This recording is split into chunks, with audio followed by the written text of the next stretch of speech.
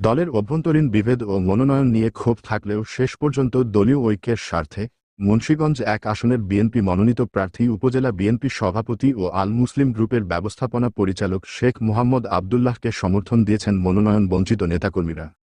সোমবার বেলা ১১টার দিকে ইছাপুরা ইউনিয়নের কুসুমপুর গ্রামে বেগম খালেদা জিয়ার রোগ মুক্তি কামনায় দোয়া মাহফিলের মধ্য দিয়ে সিরাজদি খান উপজেলা বিএনপির সাবেক সভাপতি ও বীর মুক্তিযোদ্ধা আব্দুল কুদ্দুস ধীরনের নেতৃত্বে উপজেলা বিএনপি নেতাকর্মী নিয়ে মুন্সিগঞ্জ ১ আসনের বিএনপি মনোনীত প্রার্থী শেখ মোহাম্মদ আবদুল্লাহকে সমর্থন জানান।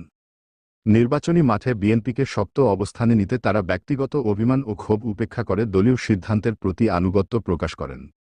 সাবেক সভাপতি ও বীর মুক্তিযোদ্ধা আব্দুল কুদ্দুস ধীরন বলেন, মনোনয়ন না পাওয়ায় শুরুতে নেতাকর্মীদের মধ্যে হতাশা ও অসন্তোষ দেখা দিলেও কেন্দ্রীয় নেতাদের নির্দেশনা এবং দলীয় স্বার্থকে প্রাধান্য দিয়ে তারা ঐক্যবদ্ধ হওয়ার সিদ্ধান্ত নেন।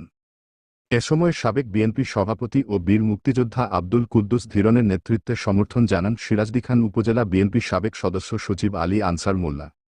রসুনিয়া ইউপি সাবেক চেয়ারম্যান মুস্তাক আহমেদ শ্যামল, উপজেলা বিএনপি সাবেক যুগ্ম সম্পাদক শাহ আলম, সাবেক যুগ্ম সম্পাদক আজিজুল হক খান,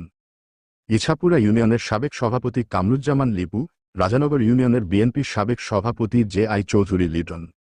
সাধারণ সম্পাদক ওমর ফারুক রিগেন, চিত্রকোট ইউনিয়নের বিএনপি সাবেক সভাপতি মজিবুর রহমান, বারাগাদি ইউনিয়নের সাবেক আহ্বায়ক মোহাম্মদ মোজাম্মেল হক, মালখানগর ইউনিয়নের বিএনপি সাবেক সাধারণ সম্পাদক মোহাম্মদ মহিউদ্দিন, উপজেলা কৃষক দলের সাবেক সভাপতি বাবুল মাঝি, উপজেলা বিএনপি সাবেক সদস্য মাহবুব হোসেন রন্টু, জেলা সাবেক সমাজ কল্যাণ সম্পাদক আলতাফ হোসেন আলতু, জেলা যুবদলের সাবেক সহ সাধারণ সম্পাদক মোহাম্মদ আশরাফুল ইসলাম ফয়সাল, মালখানগর ইউনিয়নের যুবদলের সাবেক প্রতিষ্ঠা সম্পাদক দেলোয়ার মোল্লাসহ বিভিন্ন পর্যায়ের নেতাকর্মীরা